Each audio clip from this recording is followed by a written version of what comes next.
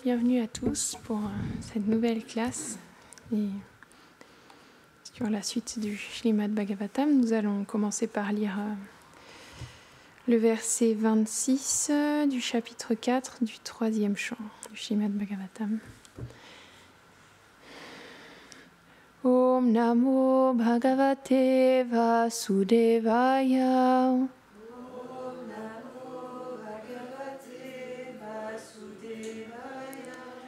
Om Namo Bhagavate Vasudevaya.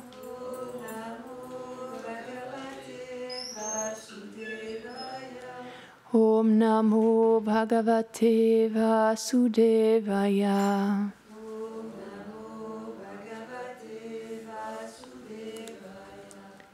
Uddhava uvacha. Nanute tadvasamradhya. Rishi Kosharavon Kintike. Sakshat Bhagavatadishto. Martya Lokam Jihasata.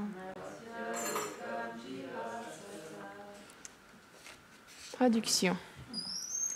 Shri Uddhava dit: Ô Vidura, c'est du sage Maitreya que tu devrais chercher les faveurs pour acquérir la connaissance transcendantale, car il a été personnellement instruit par le Seigneur en ma présence, juste avant sa disparition de ce monde. Commentaire. Selon Shrila Vishwanath Chakravarti Thakur, Uddhava pensa en lui-même: comment puis-je considérer Vidura, qui est mon aîné, comme mon disciple? Ceci m'est impossible. S'adressant à Vidura, il dit: ô toi qui es fortuné, ce que j'ai entendu de la bouche du Seigneur, comme je te l'ai expliqué, est que tous les Sharyadus sont situés dans leurs demeures respectives, sans avoir eu à abandonner leur corps.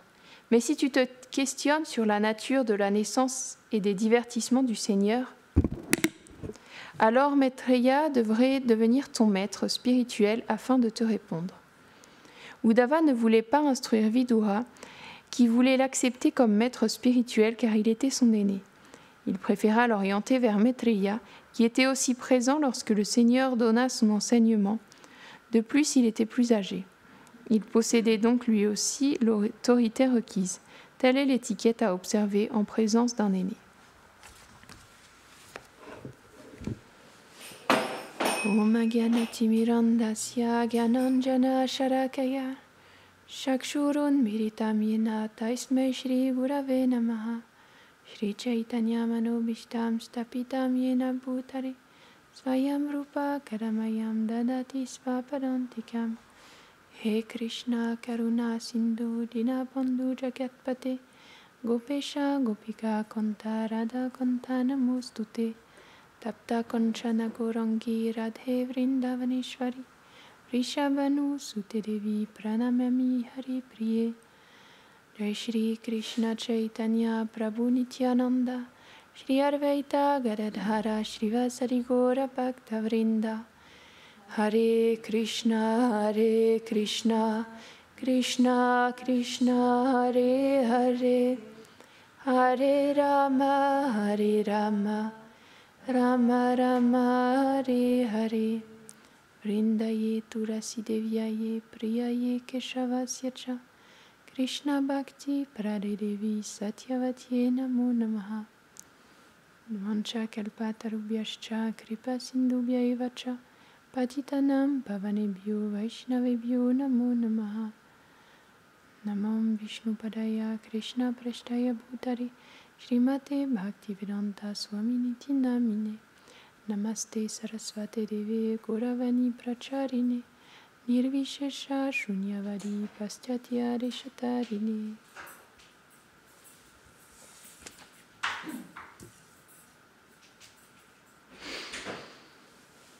Avant de parler aujourd'hui, j'implore les bénédictions de mon maître spirituel, de Srila Prabhupada, de toutes les affiliations spirituelles, de tous les dévots assemblés.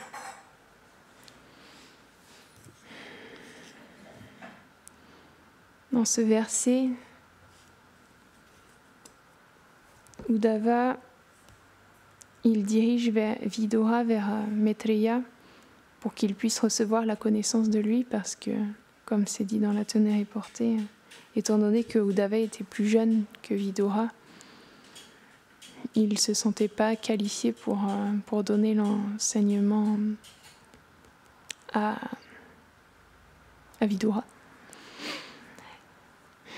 Parce que selon l'étiquette, normalement, les aînés, on a un certain respect pour eux, donc le fait de devenir comme son maître, ça le dérangeait, ça le dérangeait, et du coup, il l'a dirigé vers Maitreya, qui avait reçu cette même connaissance du Seigneur. Et donc, c'est pour ça que par la suite, Vidura, il est parti pour interroger Maitreya, pour recevoir la connaissance. Constamment, on peut voir dans le Srimad Bhagavatam que les Vaishnavas, ils posent tout le temps des questions pour savoir, pour aller toujours plus en profondeur dans la connaissance, pour recueillir toujours plus d'informations sur Krishna, sur ses divertissements. Donc, ce qui est intéressant, c'est aussi que lorsqu'il pose la question au début du Srimad Bhagavatam, à un moment, Sanatana Goswami, il pose une question, et Asuta Goswami, si je ne me trompe pas. Oui, c'est ça. Et donc, les noms, ils se ressemblent tous tellement que des fois, je me mélange un peu les pinceaux. Mais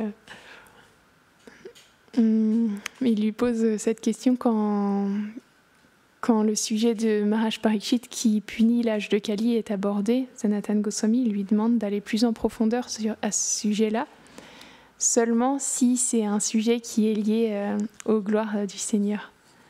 Et si c'est lié au Seigneur, alors il a envie d'en savoir plus. Mais si c'est pas lié au Seigneur, il n'est pas intéressé par avoir cette connaissance. Et donc on peut voir que de cette manière-là, les Vaishnavas, ils ont toujours envie d'entendre plus parler du Seigneur, mais ils ne sont pas intéressés dans d'autres sujets que ceux qui ont trait au Seigneur. Et donc, de cette manière-là, par la suite, étant donné que Parikshit, c'est un très grand dévot de Krishna, eh bien, son histoire, elle est racontée, et la manière dont il punit l'âge de Kali aussi. C'est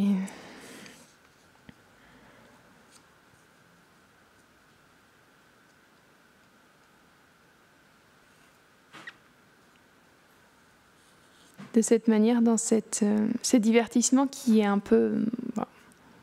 c'est le début de l'âge de Kali, donc on peut se dire que c'est quelque chose qui est négatif, mais finalement, c'est positif et ça crée... C'est important aussi d'en entendre parler parce que déjà, ça a trait à Parikshit et ça montre comment cet âge s'est installé. Parce que on peut voir que...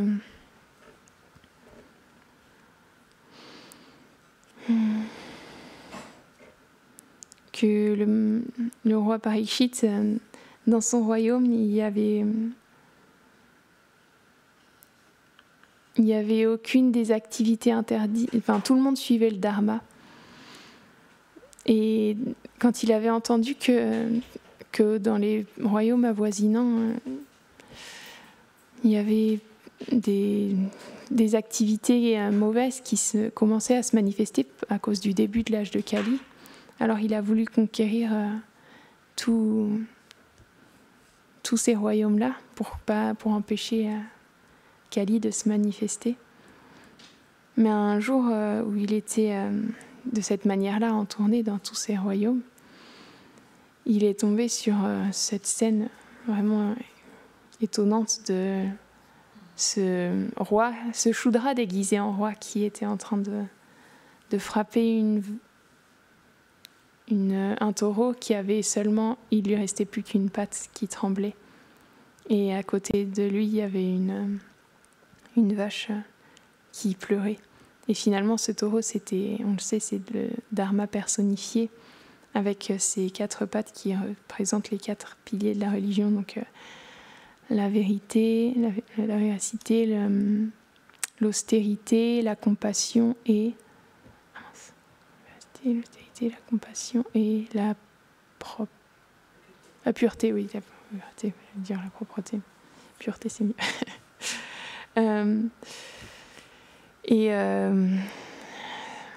La terre, sous la forme de cette vache, elle se lamentait sur toute cette condition de l'âge de Kali, sur comment le Seigneur, il avait quitté la terre à ce moment-là, parce que le Seigneur, juste à la fin du Dvapara Yuga et au début de l'âge de Kali, Krishna, il est reparti, enfin, il a arrêté de manifester ses divertissements. Et donc, d'une manière externe, on va dire. Parce que constamment, les divertissements de Krishna, ils ont lieu dans tous ces endroits où il s'est diverti. Il y a 5000 ans. Et donc, de cette manière-là, Maharaj Parikshit, il est tombé sur cette scène étonnante. Et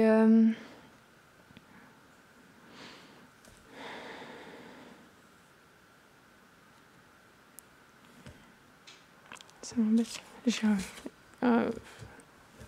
prévu de raconter quelque chose, mais je ne sais même pas comment l'amener. Donc, c'est pas grave. Donc, du coup, Maharaj Parikshit, il voyait le Dharma personnifié qui était dans cette condition. Et c'est intéressant parce que Krishna, il était déjà présent quand l'âge de Kali il a commencé à se manifester. Et c'est raconté même à la fin du Mahabharata. Parce que il y avait un jour, il y avait 2 brahmanas qui sont venus voir Yudhishthir et ils étaient en train de se quereller. Et c'était vraiment très étonnant parce que les brahmanas, dans les âges précédents, ils avaient toutes les qualités brahmaniques, donc ils ne se querellaient pas entre eux comme ça.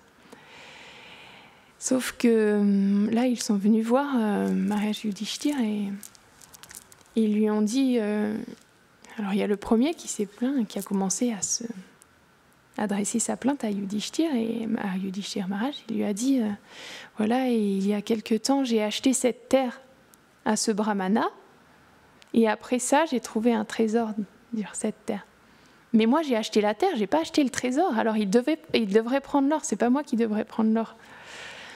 Et donc, le deuxième brahmana, il lui a dit « Mais non, je lui ai vendu le terrain, donc tout ce qu'il y avait à l'intérieur, donc il devrait prendre le trésor pour lui. Donc, c'est pas à moi qu'appartient cet or. » Et donc, Yudhishthir, il était perplexe, il savait pas quoi faire. Et Krishna, il lui a dit « Attends, renvoie-les chez eux, et attends 3 mois, et après, dis-leur de revenir. » Et donc, il les a renvoyés chez eux. Et lorsque ils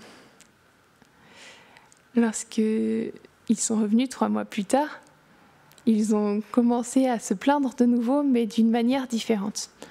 Le premier brahmana, il a dit oui, mais j'ai acheté ce terrain, alors j'ai acheté aussi l'or qu'il y avait avec, donc c'est moi qui devrais prendre l'or.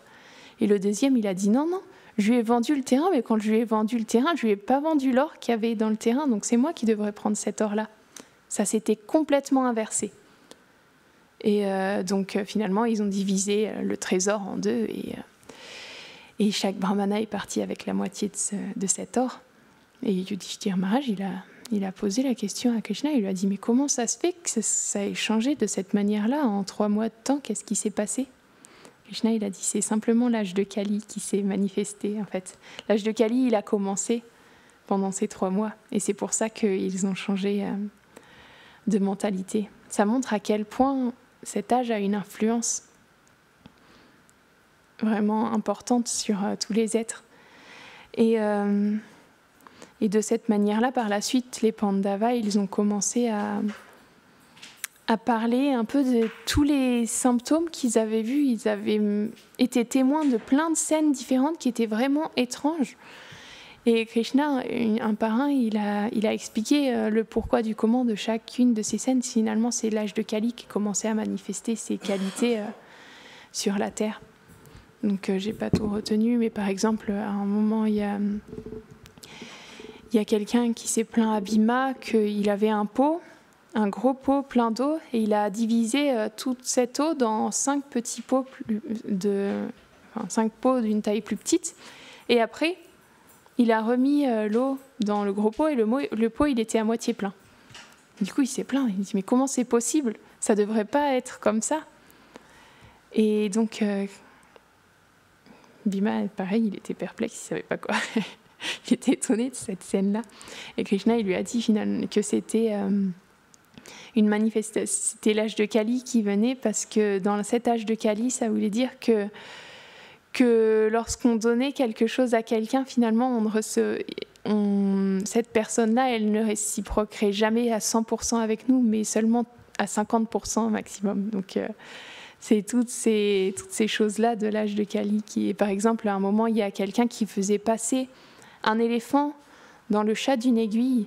Et donc, tout l'éléphant, il arrivait à passer, mais pas sa queue, elle bloquait. Et Krishna, il a expliqué que ça signifie que cet éléphant, il signifie toute la richesse qu'on peut dépenser pour soi. Mais la queue, elle bloquait parce que c'est les actes de charité. Donc on est capable de dépenser énormément pour son propre confort, mais dans l'âge de Kali, c'est difficile de donner en charité. Et c'est pour ça que la queue, elle n'arrivait pas à passer par le chat de l'aiguille.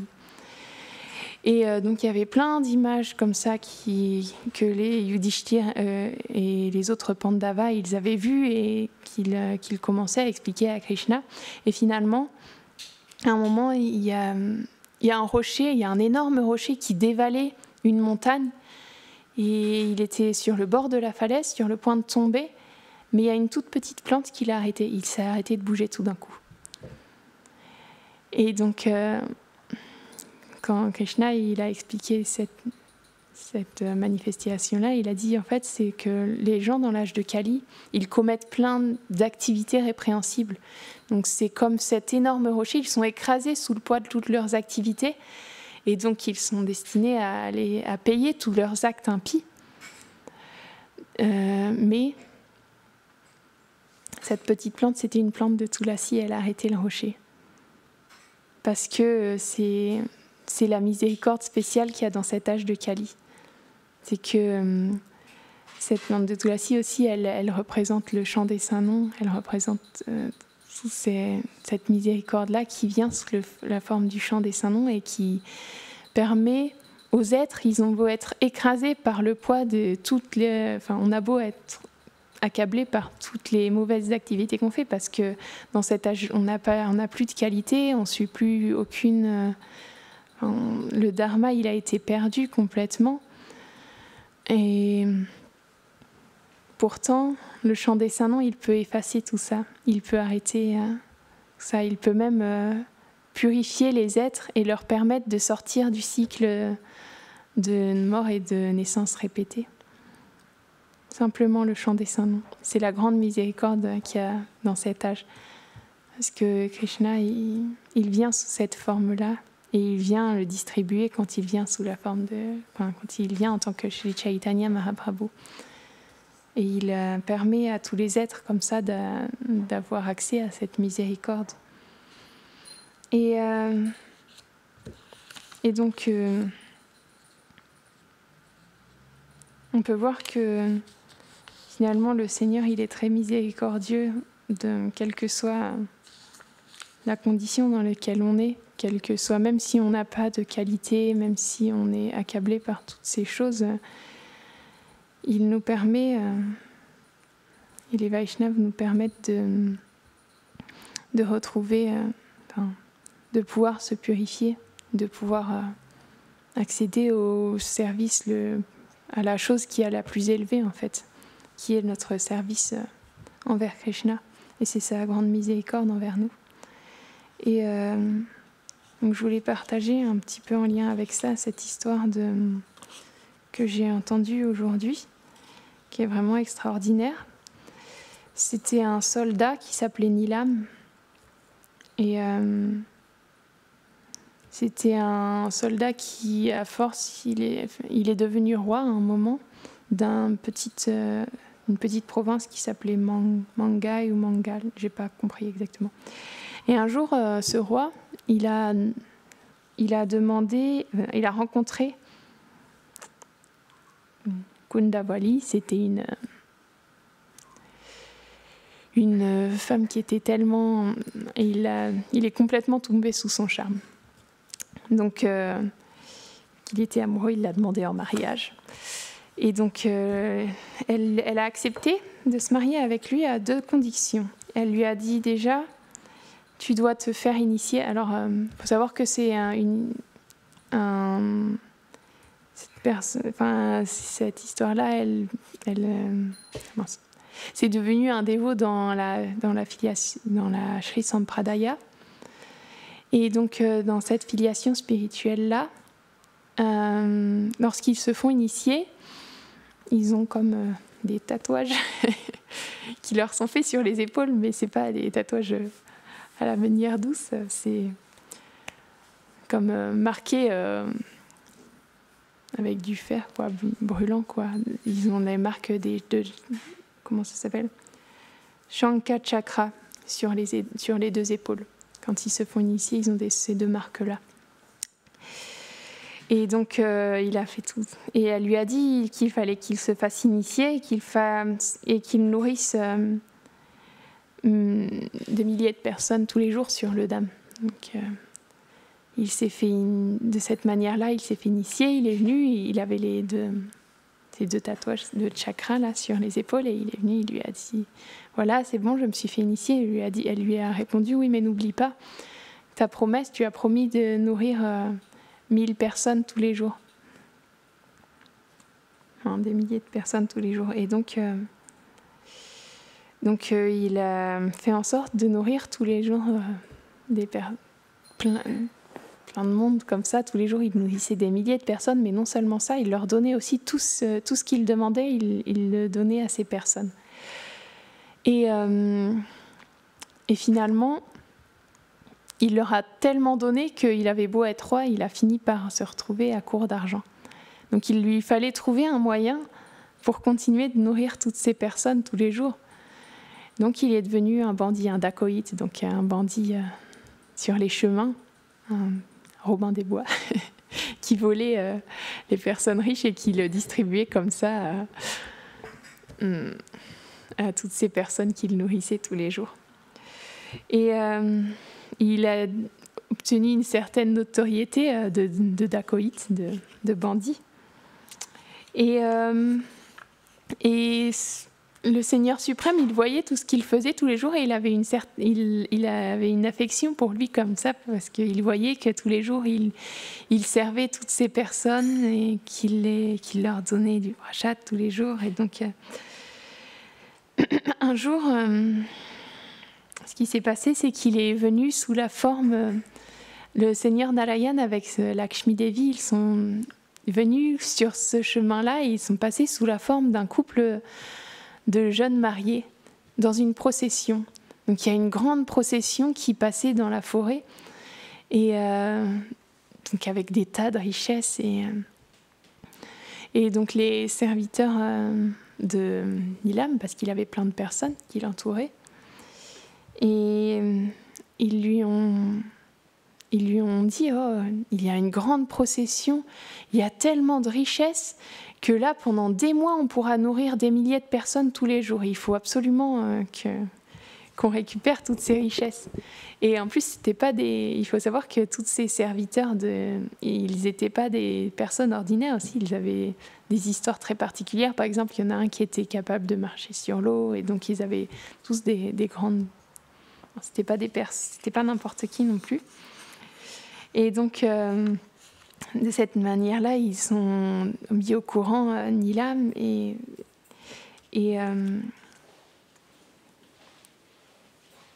ils se sont attaqués à toute cette procession, et ils ont récupéré toutes ces richesses. Ils avaient récupéré un gros sac plein d'or, plein d'ornements, plein de richesses. Et Nilam, il a vérifié à la fin s'ils avaient bien tout pris, et il a vu que le Seigneur il avait encore un anneau d'argent sur un de ses orteils. Alors, il lui a dit « Oh, mais tu as oublié ça ?»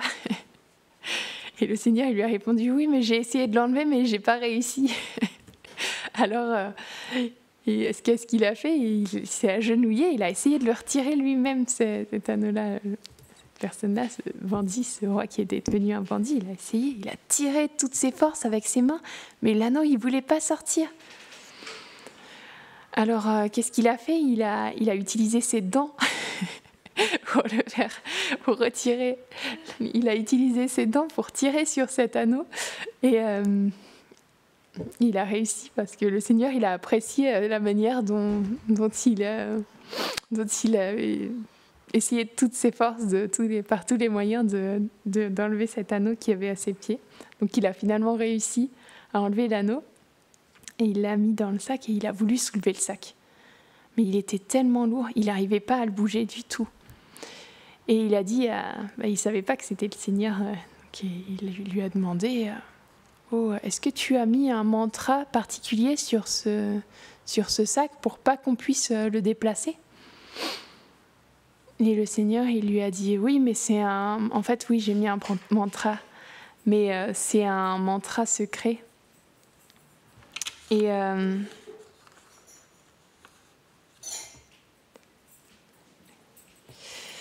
donc, je peux te le dire, mais il faut que je te le dise secrètement. Et donc, à ce moment-là, il s'est penché à son oreille et il lui a chanté donc, le Ashtakashari Mantra. Donc, c'est le mantra d'initiation dans la Sri Sampradaya. Et donc, ça veut dire que le Seigneur lui-même, il a initié cette personne-là. Et donc, ce mantra, c'était Om Namo Narayanaya. Et donc, il a reçu ce mantra-là. Et par la suite, il est devenu un très grand dévot lorsqu'il a compris la signification du mantra. Parce que Narayana, ça veut dire celui qui soutient tous les êtres vivants. Et lorsqu'il a compris ce que ça signifiait, finalement, il est devenu un grand acharya de la Sri Sampradaya. Ça montre que le Seigneur, quand il est satisfait, quand il veut donner sa miséricorde, à ce moment-là, cette personne qui était un roi, qui était tombé sous le charme de cette femme et qui avait tout fait pour lui plaire, finalement, il a satisfait le Seigneur par tout le service qu'il a fait. Et ça a fait que le Seigneur lui-même, il est venu, il lui a donné sa miséricorde, il l'a initié, et cette personne-là, c'est devenu un très grand dévot, un très très grand dévot. Et donc, on peut voir de cette manière-là à quel point le Seigneur suprême, il montre sa miséricorde et il permet à tous les êtres qui touchent au service de dévotion de se qualifier aussi par la miséricorde de ces purs dévots. Et le service qu'on fait, parce que tous les jours, il servait à des milliers de personnes, à quel point ça peut aussi transformer, ça peut aussi nous permettre d'accéder aussi à cette plus haute vérité qui est le lien qui nous unit avec Krishna. Donc, c'est ce que je voulais partager aujourd'hui avec vous. Shrimad Bhagavatam ki jai.